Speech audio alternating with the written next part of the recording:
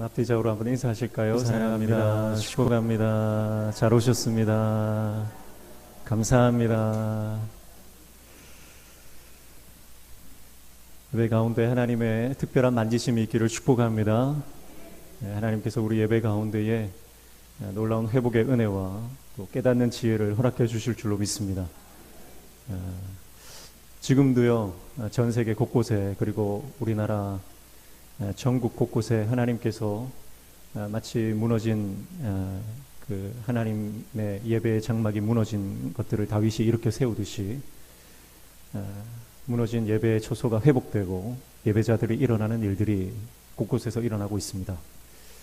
탁월한 예배자들이 하나님 앞에 세움을 받아 하나님 앞에 영광스러운 예배를 드리고 있는 곳곳에 역사가 일어나고 있어요. 오늘 그 하나님의 영광의 역사가 우리 교회 가운데도 우리 전 세대 가운데 일어나기를 축복합니다. 저는 이번 한 주간 동안 휴가를 보내면서 수요일에 우리 이웃에 있는 효성교회에 예배를 드리러 갔었습니다. 수요 예배 갔는데 효성교회도 담임 목사님이 휴가를 가셨더라고요. 그래서 부목사님이 설교를 하시는데 수요 예배인데 한 80여 명 이렇게 모여 있더라고요. 그런데 놀랐던 것은 그 중에서 한 4분의 1 이상이 주일학교 다음 세대 학생들과 청년들로 채워져 있었고, 그 학생들이, 청년들이 맨 앞자리에 앉아서 뜨겁게 기도하고 찬양하는 모습을 보면서 많은 감동과 또 도전을 받게 되었습니다. 누가 뭐 일어나라고 하지도 않았는데 찬양하고 기도할 때는 청년들이 일어나서 손들고 찬양하고 또 끝까지 기도하는 그 모습을 보면서 이 교회 안에 하나님의 특별한 기름 부으심이 있구나라고 하는 것을 느꼈습니다. 오늘 저는 그런 영적인 예배의 회복과 부흥의 역사가 우리 교회 가운데도 동일하게 일어나게 될 줄로 믿습니다. 그래서 우리 교회 모든 장로님들이 다윗처럼 예배하는 장로님들 되시기를 축복합니다. 우리 교회 모든 권사님들이 다윗처럼 예배하는 그런 권사님들 되기를 축복합니다. 우리 명신교회 모든 성도들이 유치부 아이부터 노년에 이르기까지 하나님 앞에 온전한 예배자로 다윗처럼 하나님을 예배하는 예배자가 되시기를 축복합니다. 그런 역사가 우리 교회 가운데 일어날 때 우리 가운데 하늘의 문이 열리고 하나님께서 놀라운 그 부흥의 선물 우리에게 허락해 주실 줄로 믿습니다. 결국 어른들이 예배하는 모습을 보고 우리 다음 세대들은 예배하는 것은 저렇게 하는 것이구나, 하나님을 사랑하는 사람의 모습은 저런 모습이구나, 그것을 우리 어른들의 모습을 보고 우리 다음 세대들이 배우게 될 줄로 믿습니다. 그래서 우리가 하나님 앞에 예배자로 먼저 회복될 때 하나님께서는 다음 세대의 부흥도 허락해 주시는 것이죠. 오늘 우리 온 성도들 안에 이 하나님의 영광을 사모하는, 하나님 얼굴만 구하는, 하나님 앞에 예배하는 것에 목말라서 그 예배에 목숨을 걸 수 있는 하나님의 종들 다 되시기를 주님의 이름으로 축복합니다. 오늘 여호수아 2장 1절로 14절 말씀 읽었는데요. 오늘은 특별히 하나님께서 여호수아를 통해서 두 정탐꾼을 여리고와 또 그 가나안 땅에 보내시는데 첫 번째 등장하는 인물 라합에 대해서 살펴보기를 원합니다.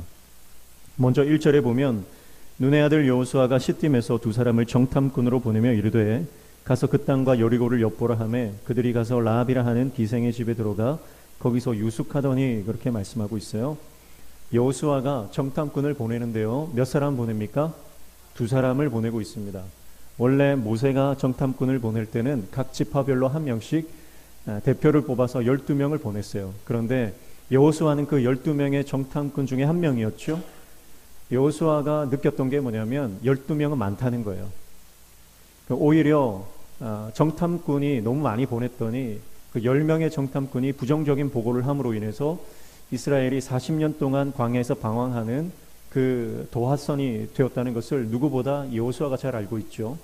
그래서 과거의 실수 그리고 과거의 아픈 기억들을 그대로 재현하는 것이 아니라 보완하고 개선해서 다시 일들을 진행하는 것을 볼 수가 있어요. 이게 여호수아에게 있는 리더십이고 지혜라고 볼 수가 있어요.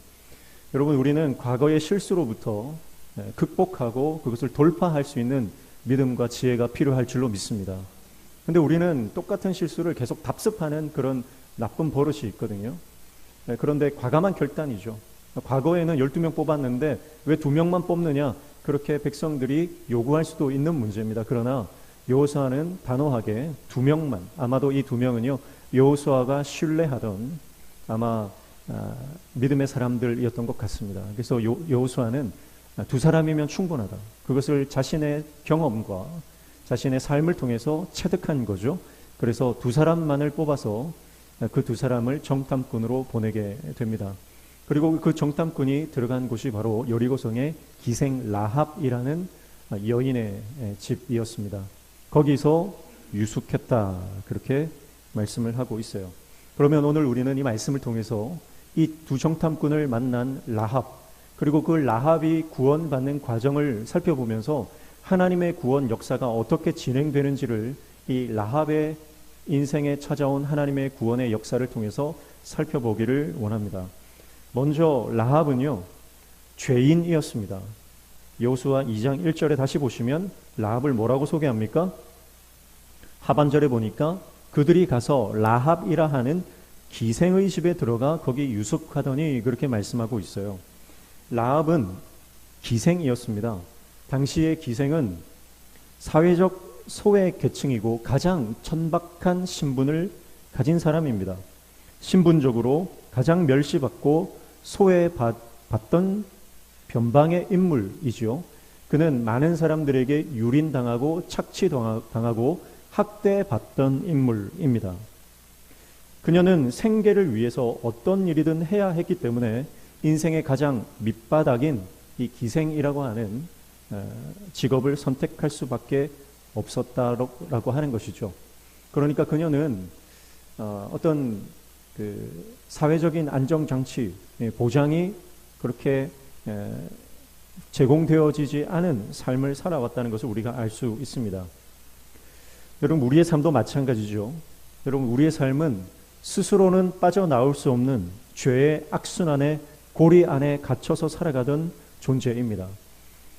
외부의 힘이 없이는 자력으로는 스스로 도무지 빠져나올 수 없는 그 죄의 고리이죠. 자신의 힘으로는 어떤 희망과 소망도 없는 그런 상태를 말하는 것입니다. 여러분, 이것이 죄인의 실존입니다. 여러분, 하나님 없는 죄인의 삶이 이와 같죠. 우리가 다 죄인 되었을 때에 예수님께서 우리를 찾아오셔서 우리를 구원해 주셨기 때문에 예수 그리스도의 보혈의 능력으로 말미암아 우리가 구원을 받은 것이지, 자기 힘으로 스스로를 구원할 수 있는 사람은 이 땅에는 그 어떤 사람도 없는 것이죠. 라합의 삶도 그렇죠. 라합은 바로 이런 가장 사회적으로 절망적이고 밑바닥인 죄인의 삶을 살아가고 있었습니다. 또 라합의 삶은 두 번째, 멸망받을 수밖에 없었던 인생이었다라고 하는 것입니다. 오늘 우리가 잘 알듯이 지금 이 여리고성은요 곧 임박한 하나님의 심판, 하나님의 진노를 당하게 될 것입니다. 사실 하나님께서 이스라엘 백성들을 출애굽시키시고 가나안 땅에 들어가서 정복 전쟁을 하게 하신 것은요, 가나안 땅에 있는 사람들의 입장에서는요 하나님의 심판입니다. 왜냐하면 그 가나안 땅은요 굉장히 음란하고 문란하고 타락한 땅이었기 때문입니다. 그래서 하나님은 이스라엘 백성들을 들어 쓰셔서 그 땅을 심판하시는 거예요. 하나님께서 보실 때 그 땅은요 자식을 불에 태워 몰렉에게 드리는 그런 인신제사를 드리는 완악하고 사악한 땅이었습니다. 그곳에는 온갖 음란과 우상 숭배가 범람했던 땅이죠. 그래서 그 땅에서 도무지 소망을 찾을 수 없었던 하나님은 그 땅의 죄악에 대해서 심판하시고자 했던 것이죠. 그리고 선택받은 선민인 이스라엘 백성들을 사용해서 그 땅을 심판하시는 과정입니다. 그러니까 지금 여리고는 이제 곧 닥칠 임박한 심판, 하나님의 진노 앞에 놓여 있었습니다. 그녀도 그 공동체, 그 삶에 포함되어 있는 삶이었다라고 하는 것이죠.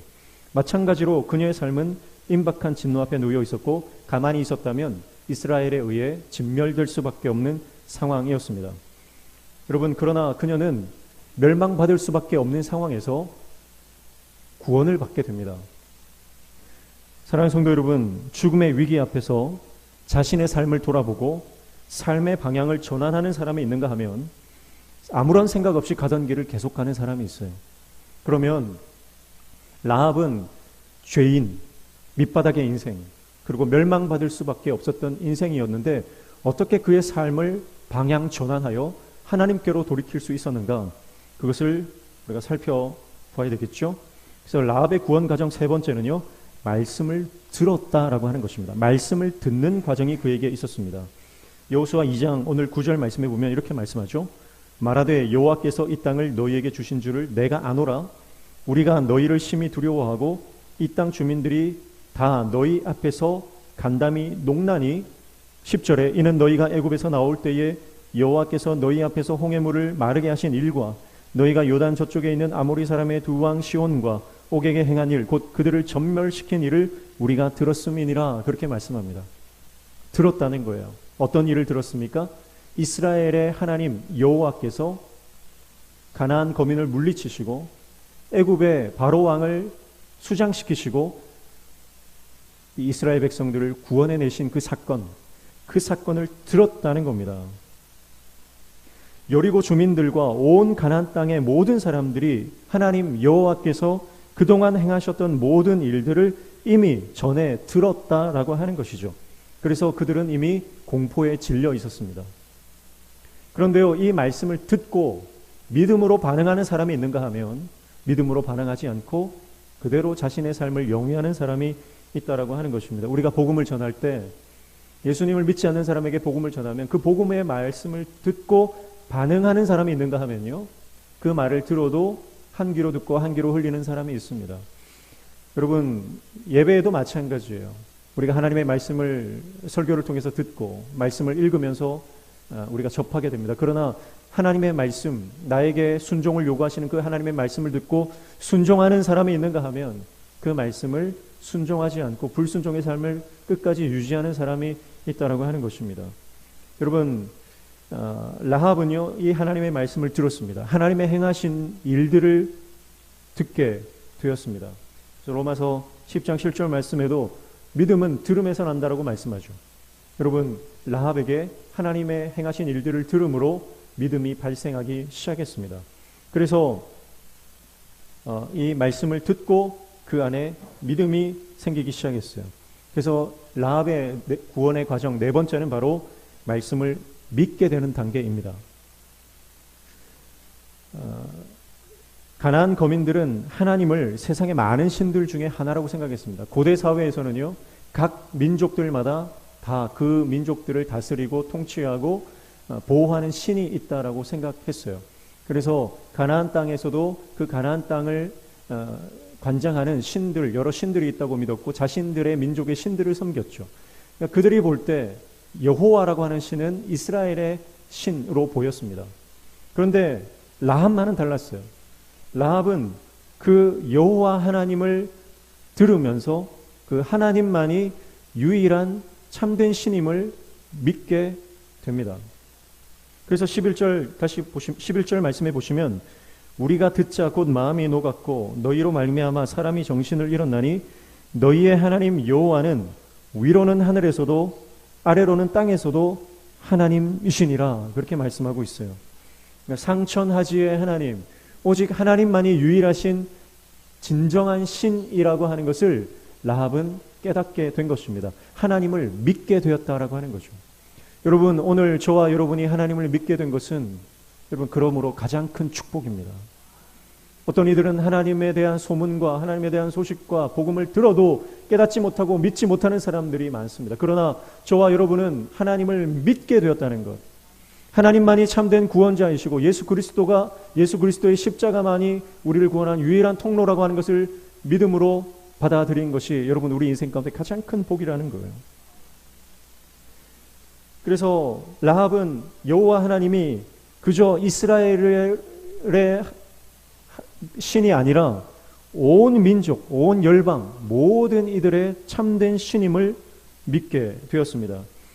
여호와를 온 우주의 유일하신 하나님으로 인정했고, 그 하나님이 가나안 거민을 쫓아내고 그 땅을 이스라엘 백성들에게 주실 것이라는 사실을 믿음으로 받아들였다라고 하는 것이죠. 이것이 라합의 네 번째 믿음의 단계, 바로 믿음의 단계입니다.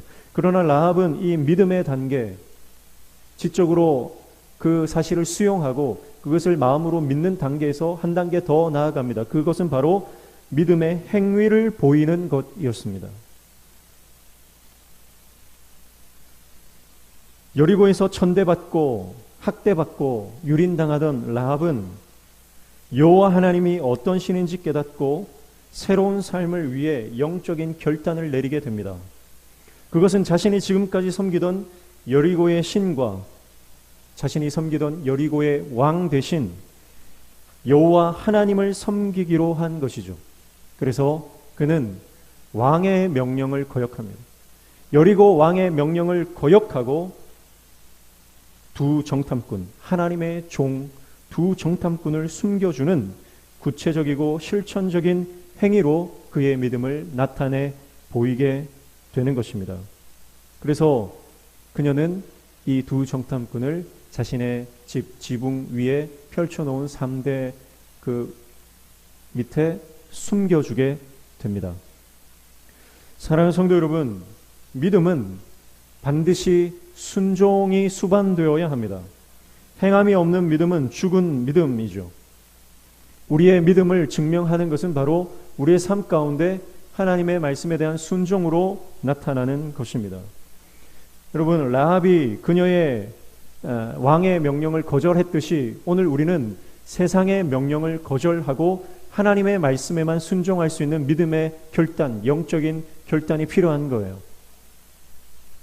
그저 내가 하나님을 믿는 것이 일주일에 한 번 교회에 나와서 종교 생활하는 것으로 끝나서는 안 됩니다. 세상의 가치와 세상의 흐름을 거절하고 말씀의 가치와 말씀에 순종하는 삶으로 나아가는 영적인 결단이 필요하다라고 하는 것입니다. 라합의 이러한 믿음의 행위는 그녀의 영적인 신분, 정체성을 바꾸는 것이 됩니다. 그리고 그것은 영적인 정체성뿐만 아니라 그녀의 실제적인 국적을 바꾸는 행위이기도 했습니다. 자신이 섬기던 왕의 명령을 거절하고 다른 민족의 편에 들어가는 것은 정치적인 망명이기도 한 것이죠. 그러니까 라합은 지금 자신의 신분을 바꾸는 행위를 하고 있는 거예요. 자신이 섬기던 왕의 명령을 거역하고 여호와 하나님의 종들을 섬기는 것은 바로 이제 더 이상 자신이 여리고에 속한 신분이 아니라 하나님께 속한 여호와 하나님의 백성됨의 선언인 것입니다. 여러분, 오늘 저와 여러분의 인생 가운데 내가 세상에 속한 사람이 아니라 하나님께 속해 있음을 믿음으로 선포하는 저와 여러분 되시기를 축복합니다. 그녀는 이것이 영적인 망명이라고 생각했던 거예요. 여러분, 그래서 어쩌면 우리가 살아가는 이 땅은요, 이 땅에서 살아가던 백성이 예수 그리스도로 말미암아 하나님 나라의 백성 되는 영적 망명의 역사라고 볼 수 있습니다. 여러분, 우리 안에 이러한 영적 망명의 역사가 일어나야 되는 겁니다. 그녀는 이 행위를 통해서 더 이상 여리고의 주민이 아니라 하나님 나라의 백성으로 자신의 정체성을 바꾸는 선언을 하게 된 것입니다. 그녀의 국적이 바뀌었고 그녀의 신분이 바뀌었고 그녀의 정체성이 바뀌었고 그녀의 기준이 바뀌었고 그녀의 삶 자체가 변화되는 영적인 판도가 변화되는 사건입니다. 여러분, 이것은요 단지 내가 머리로 믿는 것으로 시작되는 것이 아니라 바로 믿음으로 순종하며 행위로 나타날 때 일어나는 역사인 것이죠. 우리는 누구든지 누군가의 명령을 따라 살아갑니다. 나는 누구의 명령도 받지 않아. 나는 나 혼자 살아. 그렇게 얘기하는 분들이 많지만 그러나 그들도요 누군가의 명령을 따라 살아갑니다. 어릴 때부터 배우고 익혀왔던 어떤 철학이나 사상이나 어떤 지론들, 철학들 그런 것에 의해 명령을 받고 살아가게 되는 것입니다. 그러므로 인생은 누구를 왕으로 모시든 다 누군가의 명령을 따라 살아가는, 누군가를 왕으로 모시고 살아가는 인생이라고 하는 것이죠. 여러분, 그렇다면 오늘 우리는 하나님을 왕으로 모시고 살아가는 인생이 가장 복된 삶인 줄로 믿습니다. 우리 인생의 가장 본질적인 것은 바로 내가 누구를 왕으로 모시느냐 하는 것이죠. 우리 인생의 우리 마음에 있는 보좌에 오직 예수 그리스도께서 왕이 되셔서 그 왕의 명령을 따라 살아가는 하나님의 종들 되시기를 축복합니다. 어떤 사람은 건강의 종이 되어 살아갑니다. 어떤 사람은 돈의 종이 되어서 살아갑니다. 어떤 사람은 명예와 또 관계와 세속적인 것에 종이 되어서 살아갑니다. 그러나 하나님의 사람은요, 하나님의 종이 되어서 하나님의 명령에 순종하며 나아가는 믿음의 사람으로 살아가는 것이죠. 오늘 저와 여러분이 오직 하나님만을 왕으로 모시고 그분의 종으로 살아가는 저와 여러분 되시기를 축복합니다. 라합의 6번째 구원의 과정은 바로 하나님께서 그와 그녀의 가족을 실질적으로 구원하시는 것으로 나타납니다. 그녀는 두 정탐꾼에게 자신과 자신의 모든 가족 그리고 친족들의 생명을 보장해 줄 것을 요구하고 있습니다. 12절 말씀에 보면 그러므로 이제 청하노니 내가 너희를 선대하였은즉 너희도 내 아버지의 집을 선대하도록 여호와로 내게 맹세하고 내게 증표를 내라. 13절 그리고 나의 부모와 나의 남녀 형제와 그들에게 속한 모든 사람을 살려주어 우리 목숨을 죽음에서 건져내라. 그렇게 요구하고 있습니다. 내가 당신들을 선대했듯이 당신들도 나와 내 가족들을 선대해 달라고 하는 요청이지요. 이 요청은요, 그녀가 목숨을 건 대가를 지불했기 때문에 당당히 요구할 수 있었던 것입니다. 그래서 그녀의 요구대로 그녀는 여호수아 6장 23절 이하에 보면 그녀와 그녀의 모든 가족들이 구원받게 되는 은혜를 얻게 됩니다. 사랑하는 성도 여러분, 오늘 우리가 믿음으로 주님 앞에 나아갈 때에 하나님께서는 저와 여러분들의 모든 가정과 또 친족들까지 구원하시는 놀라운 은혜를 허락해 주실 줄로 믿습니다. 그래서 그녀는 이 두 정탐꾼들에게 붉은 줄의 증표를 받게 됩니다. 그리고 이 붉은 줄의 증표, 그것을 나중에 이스라엘 백성들이 여리고를 점령할 때에 그 집에 걸었을 때에 그 붉은 줄이 달린 집 안에 있는 모든 사람들은 구원을 받게 되는 것이죠. 여러분, 이 붉은 줄이 바로 예수 그리스도의 보혈을 의미하는 줄로 믿습니다. 여러분, 우리의 가정에 예수 그리스도의 십자가가 있을 때 우리 가정에 들어오는 모든 자들이 구원을 받게 되는 줄로 믿습니다. 여리고의 모든 집들이 멸망을 당할 때 오직 라합의 집, 붉은 줄이 메어져 있는 그 집에 들어온 모든 사람들이 자격이나 조건이나 어떤 삶의 과거가 중요하지 않습니다. 그 집 안에 들어가 있기만 하면 구원받는 거예요. 여러분, 그래서 우리가 십자가를 붙들어야 됩니다. 우리가 십자가를 붙들고 주님 앞에 나아갈 때에, 여러분, 우리가 예수님을 믿을 때에 예수님께서 저와 우리의 모든 가족을 구원하시는 놀라운 역사를 허락해 주실 줄로 믿습니다. 그래서 실제적인 구원을 받게 되는 그 단계로 넘어가게 되죠. 그러나 여기서 끝나지 않습니다. 마지막 7번째 라합의 구원의 단계는요, 바로 예수의 조상이 되는 영적인 영광을 얻게 되는 것입니다. 마태복음 1장의 족보에 보면 이 라합의 이름이 등장하는 것을 알 수가 있습니다. 이 라합은요, 다윗의 고조모가 됩니다. 그리고 예수 그리스도의 계보에 오르는 영적인 축복을 받게 되는 것이죠. 예수 그리스도의 족보에 올라가는 이 영광스러운 축복, 여러분, 이것은 바로 라합이 믿음으로 결단하여 하나님의 종들을 섬겼을 때 일어난 사건이었습니다. 여러분, 라합의 인생 그 자체가 고난의 긴 터널이 아니었을까요? 그녀는 태어나서 지금까지 어떤 삶의 희망이나 소망을 발견하지 못했던 그런 사람이었을 것입니다. 긴 터널, 그 누구보다 길었던 고난의 긴 터널이었습니다. 그 터널, 인생의 터널 안에서는 어떤 소망도, 어떤 기쁨도, 인생의 어떤 낙도 없었을 것입니다. 그저 하루하루 살아가는 것에 급급했고 돈이 된다면 어떤 일이든 해야 하는 그런 처참한 인생이었을 것입니다. 여러분, 터널의 특징은요, 그 터널 안에 들어가 있으면 전파가 터지지 않는다는 것이죠. 어쩌면 우리도 인생의 긴 터널 안에 들어가 있는 경우가 많이 있습니다. 그곳에서는 하나님의 말씀이 들리지 않는 것 같고 하나님께서 나와 함께 하지 않는 것 같은 도무지 전파가 터지지 않는 그런 상태에 우리가 직면하게 됩니다. 다른 사람들은 다 하나님의 음성을 잘 듣는 것 같고 하나님의 복을 받는 것 같은데 내 인생은 하나님의 음성이 도무지 들리지 않고 오히려 나를 오해하고 나를 비난하고 나를 핍박하는 그 사람들의 소리만이 무성하게 들릴 뿐입니다. 나를 박해하고 핍박하고 착취하던 사람들의 비웃음과 조롱만이 존재하는 곳이 바로 터널처럼 느껴집니다. 그러나 여러분 기억하십시오. 터널은요 반드시 끝이 있다라고 하는 사실입니다. 터널이 아무리 길어도 그 터널에는 입구가 있다면 반드시 출구가 있다는 사실이에요. 여러분 하나님께서는 그 터널의 끝에 기다리고 계시며 우리가 그 터널을 잘 통과하도록 끊임없이 우리가 느끼지 못하더라도 우리에게 끊임없이 힘과 능력을 공급해 주시는 분인 줄로 믿습니다. 내 귀에 들리지 않는다고 해서 하나님의 음성이 들려오지 않는 것이 아니라 여러분 여전히 터널 한가운데서도 하나님은 우리를 지켜보고 계신 것이죠. 그래서 라합은요 그런 인생의 긴 고난의 터널 끝에 하나님의 영광을 맛보게 됩니다.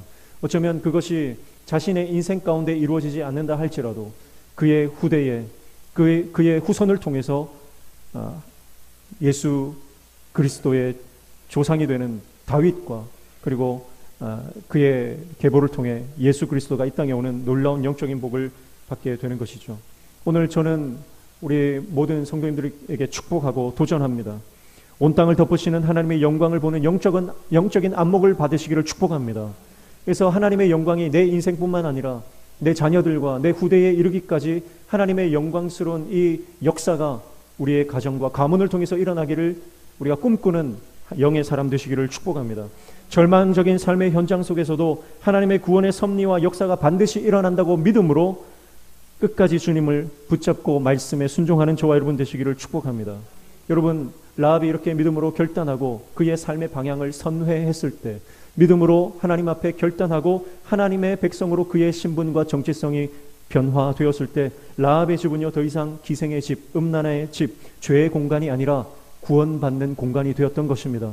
여러분 우리 인생 가운데 예수 그리스도가 들어오시고 십자가가 우리 삶 가운데 우뚝 서게 될 때 우리의 삶의 공간은 더 이상 음란한 공간, 죄의 공간, 부정의 공간이 아니라 거룩하고 성결하고 하나님의 영광이 임하시는 거룩한 공간이 되는 줄로 믿습니다.